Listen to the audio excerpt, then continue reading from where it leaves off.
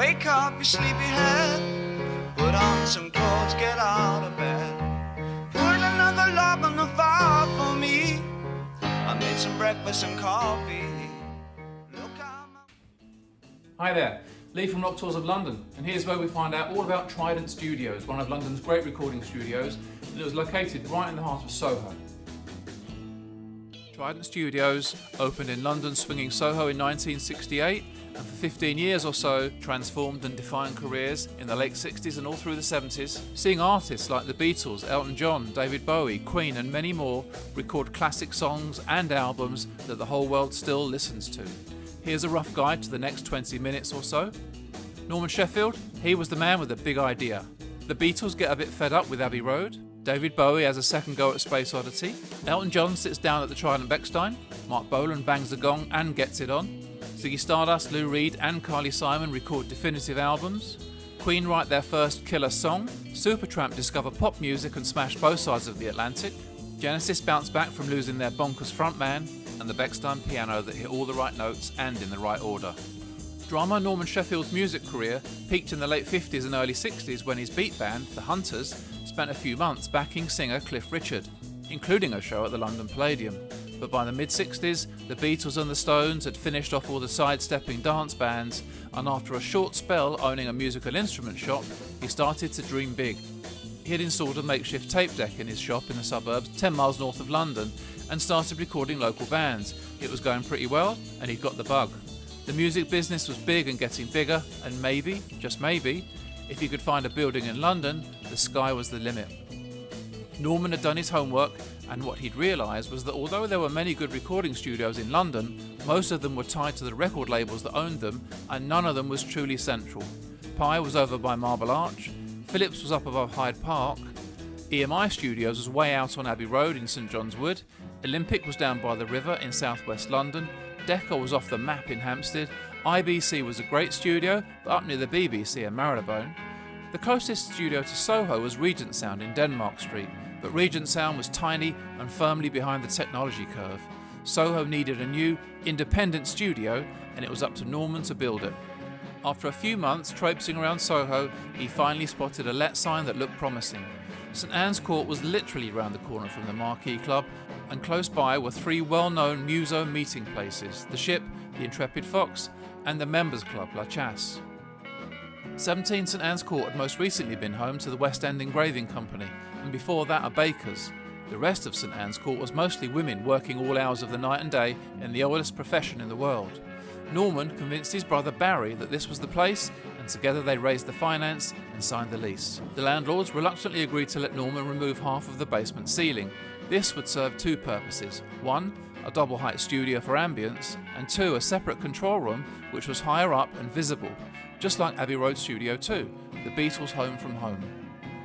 And then, a huge slice of luck, Norman went off to the Ampex showroom in Reading, about 40 miles west of London, to pick up the 3 tape machines he'd ordered, one mono machine, one stereo and a 4-track. But the day he got there, Ampex had just taken delivery of the first 8-track console to arrive in Europe, and did he fancy taking a look? Yes, he did. He knew the 8-track would be a game changer, and he bought it without a second thought. There were only 3 of them in the world. Atlantic Studios in New York had one, and Ampex were keeping the other. Trident was also the first UK studio to use the Dolby noise reduction technology that in 1968 was only just becoming commercially usable. Number 17 was a narrow building, and although Norman had installed a lift, he knew that it wouldn't take anything too large.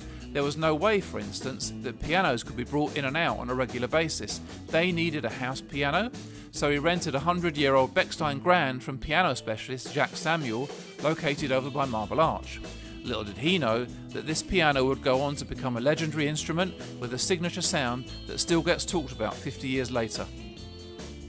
The key to success, though, for the Sheffield brothers was that Trident should be a departure from the stuffy lab coat environment, and whereas at Abbey Road Studios the canteen closed at 5 in the afternoon, their kitchen was 24/7, and just outside the studio door, Soho, where you could get anything you wanted at any time of day or night, especially from Linda's place, which was directly opposite. The name Trident came about one day when Norman and Barry Sheffield were walking down Wardour Street and a Hawker Siddeley jet flew right over the top of them. As they looked up, they spotted the series name on the tail and a decision was made. The atmosphere was to be free and easy, and as far as their customers are concerned, anything goes. Trident Studios opened for business on the 8th of March 1968. They hit the ground running when one of their first recordings, My Name is Jack by Manfred Mann, made top 10 in the UK and several other countries, including a number 1 in Austria. My name's Jack and I live in the back of the Greta Garbo Wayward Boys and Girls. The studio's first big break, though, was in July 1968 when Norman took a call from Peter Asher, who was working for the Beatles Apple label, and explained that the Beatles were having a hard time at Abbey Road Studios. They had invited a film crew in to capture them record one of their new songs, Hey Jude, but they felt the crew were getting in the way, they fancied a break from their main studio, and they'd heard about Trident's 8-track. Peter Asher was already a regular customer at Trident, as the newly started Apple label was busy talent spotting and needed various nearby audition spaces. In fact, here's one audition that went quite well. James Taylor in June 1968. Something in the way she moves, or looks my way, calls my name, seems to leave this troubled world behind. And if I'm feeling down and blue. Peter Asher had just one request to Norman: keep it under your hat. Norman could hardly believe his luck, but the following day, a Wednesday morning, he opened the studio doors at 9 a.m. to find Beatles minder Mal Evans unloading a van full of pot plants and cornflakes so the boys would feel at home.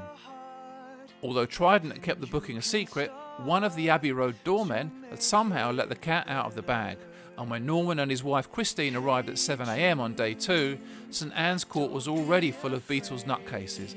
And today was the day the 36-piece orchestra was due in. This was going to be a day to remember. After 2 days at Trident, Hey Jude was in the can, the Beatles' first 8-track recording. The take they used in the end almost didn't work out. When Paul started playing the song, Ringo was in the bathroom. Luckily, there's quite an intro to Hey Jude, and Ringo sat down just in time. Hey Jude was mixed at Abbey Road, but Abbey Road wasn't fully geared up to cope with an 8-track recording, so Ken Scott, George Martin and Jeff Emerick had their work cut out. Plus, getting 7 minutes into 7 inches was going to be tough without losing volume. Being just over 7 minutes long was also proving a bit sticky as far as EMI was concerned. Will it get radio play? Luckily, Richard Harris's version of Jimmy Webb's MacArthur Park had just been a huge hit, and that also clocked in at just over 7 minutes. A Hey Jude mono mix was completed and released on the 26th of August. It went to number 1 in the UK, only to be knocked off the top of the charts by another Apple release, recorded at Trident, Those Were the Days by Mary Hopkin. In the US, Hey Jude spent 2 months at the top of the Billboard 100. The studio rate was £25 an hour, and the total income was £1,000, but it meant much more than that.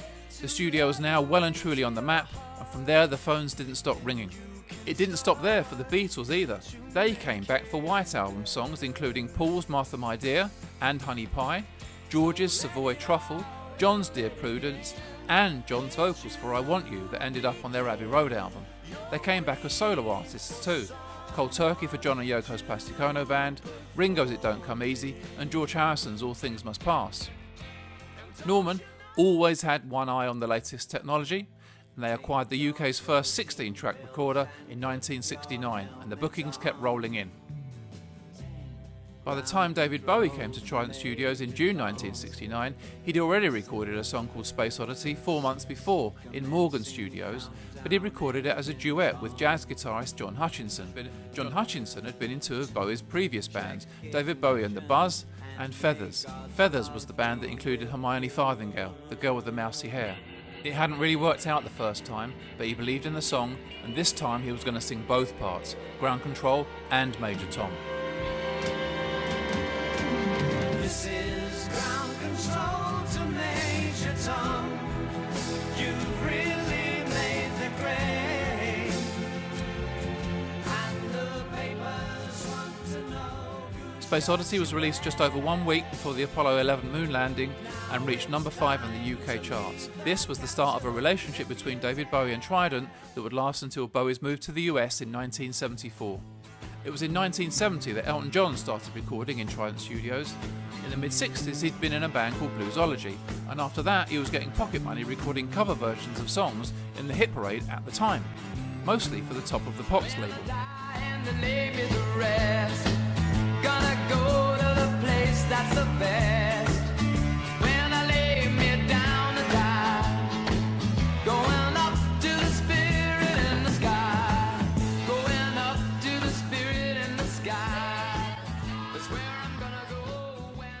But that was all about to change, and when the single Your Song was released in October 1970, his career went off like a rocket.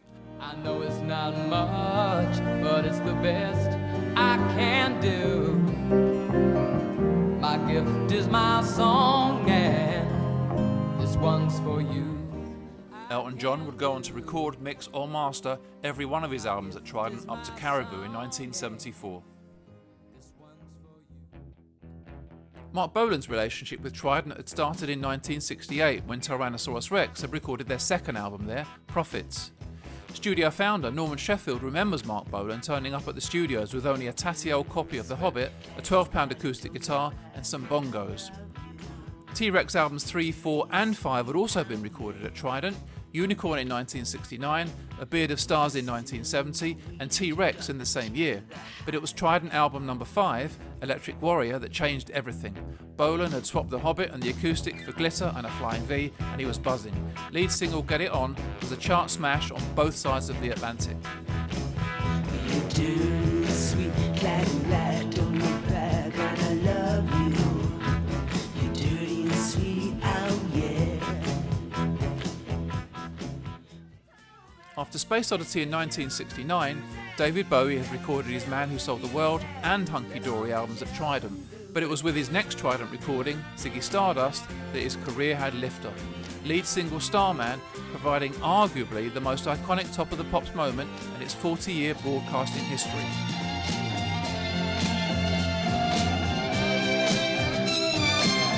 I had to phone someone, so I picked on you. Hey, that's far out, so you heard him too. Switch on the TV, we may pick him. Bowie also went on to record most of his Aladdin Sane album at Trident in 1973. Carly Simon came to Trident in 1972 on producer Richard Perry's recommendation to record her No Secrets.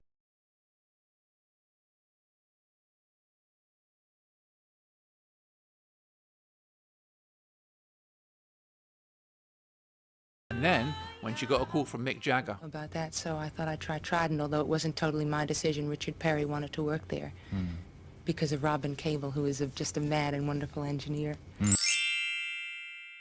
Just one last thing before you go. Any chance of seeing you in England in the near future? If you come over to Trident. And Mick called, and there was just a message that Mick was on the phone, and I took the call, and he said, "Hey, what you doing? We're doing some backup vocals on a song of mine. Why don't you come down and sing with us?" I said, "Okay, well, when shall I come?" And I said, "Come down now." And he came, and so Mick and Harry and I stood around the mic singing You're So Vain. You probably think the song is about you. And Harry was such a gentleman. He knew that the chemistry was between me and Mick in terms of the singing. And so he sort of bowed out and said, "You know, the two of you have a real blend. You should do it yourselves." And that's how it happened. And here are the first two choruses back to back, just kind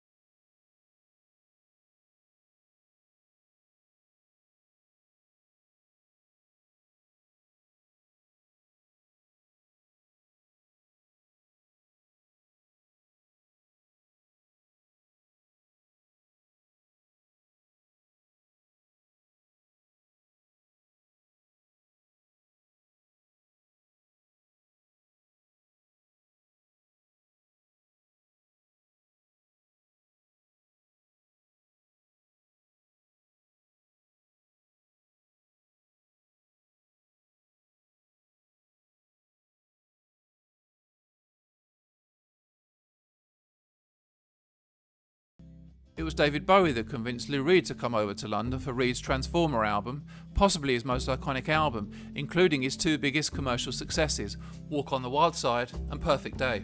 Transformer was co-produced by David Bowie and Mick Ronson, with Mick Ronson on guitar, piano and recorder.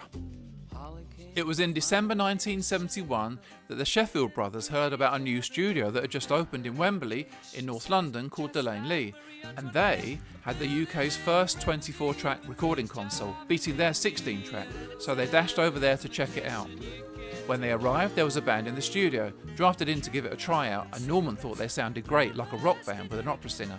Also, they recognised two of the band members, guitarist Brian May and drummer Roger Taylor.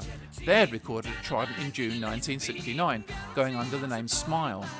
They were three students, the third being Tim Staffel, and they had a deal with Mercury Records. Yes, Mercury.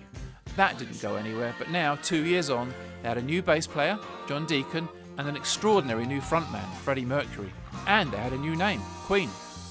Norman thought they had promised, so he offered them free studio time. He got them a deal with EMI, and by 1972 he'd agreed to manage them. Creed, gunpowder, gelatine, dynamite with a laser beam.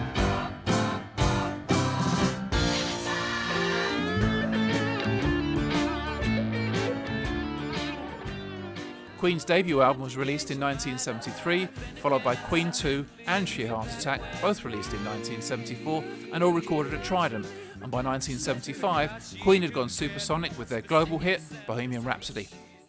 In 1974, Supertramp were ready to record their third studio album, and although the first two hadn't really troubled the airwaves on either side of the Atlantic, Crime of the Century would, and it went on to have two massive hits for them, Bloody Well Right in the US and Dreamer in the UK. Following lead singer Peter Gabriel's departure from Genesis in early 1975, they returned to Trident Studios in late 1975 to record their seventh studio album. Albums 2 and 3 had been recorded at Trident, Trespass in 1970 and Nursery Crime in 1971, but major crossover success had eluded them, and now they don't have a singer. One singer that Genesis co-founder Mike Rutherford mentioned as having sent in a demo tape was Nick Lowe. At the time, Nick Lowe was in between Brinsley Schwarz and Rockpile, but Rutherford didn't fancy him. And with the clock running down on their Trident Studios booking, drummer Phil Collins did a guide vocal for Squonk, and they realised that their new lead singer was already in the band. A Trick of the Tail was released in early 1976 and reached number 3 in the UK charts. It had been as early as 1970 that the Trident piano sound had started to get noticed, with Elton John's Your Song. It was a combination of classic Bechstein grand piano with a crisp sound, the studio's natural ambience, and producers like Gus Dudgeon and Ken Scott realising that they were onto something. Here are a few examples of songs featuring the Trident Bechstein.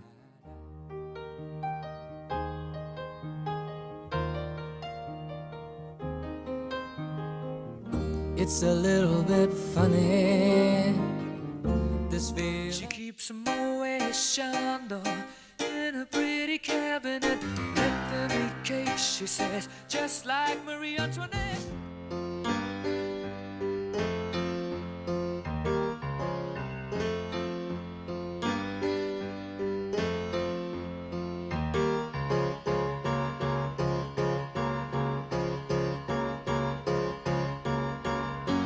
Wake up, you sleepy head. Put on some clothes, shake up your bed. Put another log on the fire for me.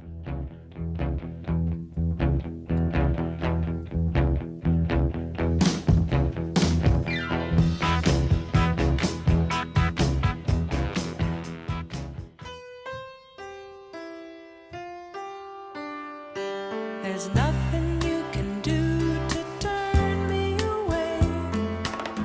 Nothing anyway.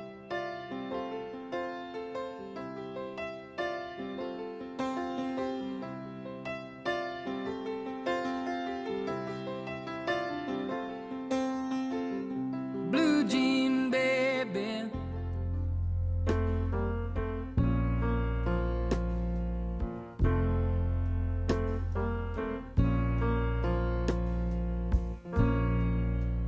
just a perfect day. Drink sangria in the park.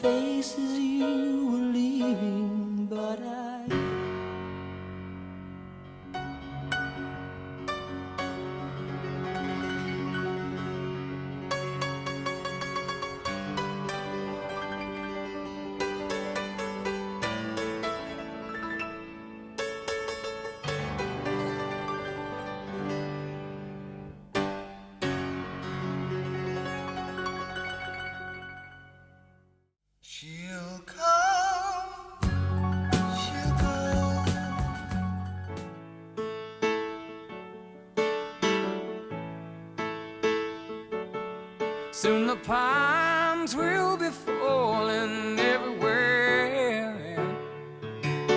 Village children fight each other for a share.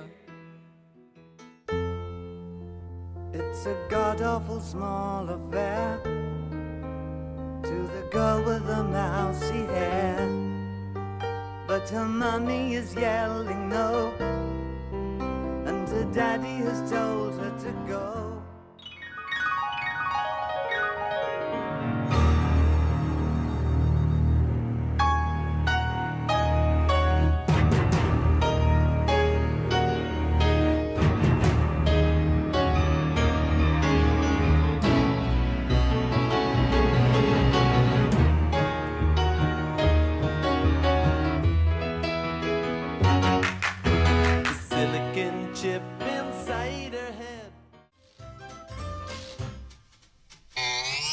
Right, said Fred, both of us together, one each end and steady as we go. Tried to shift it, couldn't even lift it, we was getting nowhere, and so we had a cup of tea, and right, said Fred, give a shout for Charlie, up comes Charlie from the floor. Into the late 70s now, and technology was advancing almost daily. The music industry was changing rapidly, and gaps started to appear in Trident's diary. SOHO rents were rising, and when a couple of Trident's business deals went badly wrong, the money ran out and the studio was sold on. The Trident legacy lives on though, and here are just a handful of songs that were recorded, mixed or mastered at Trident between 1968 and 1981, and just a few of the sound guys that made it all happen.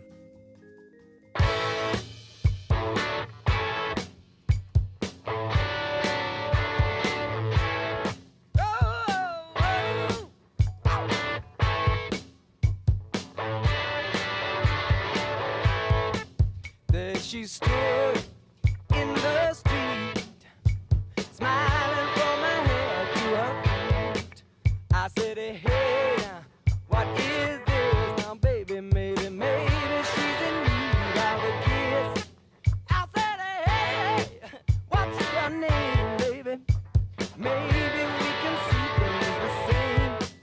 Now, don't you wait, oh, hesitate. Let's move.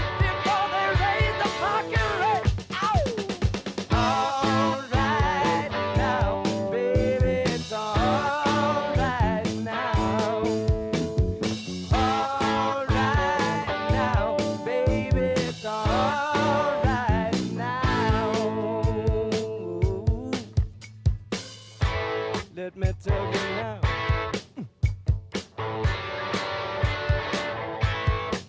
I took her home to my place, watching every move on her. The very last thing that Norman found as he was clearing out the building was a box of master tapes. It was the stereo mix of the Beatles' Hey Jude. Apple had never bothered collecting it because the single had been issued in mono. Norman asked his son Darren to drop it off at Apple, which was about a 10-minute walk, while Norman locked up for the last time and pushed the keys back through the letterbox, bringing to a close a 15-year adventure that had delivered hundreds of songs that live on in the hearts and minds of music lovers all over the world. And that was the story of Trident Studios 1968 to 1981. Thanks for watching.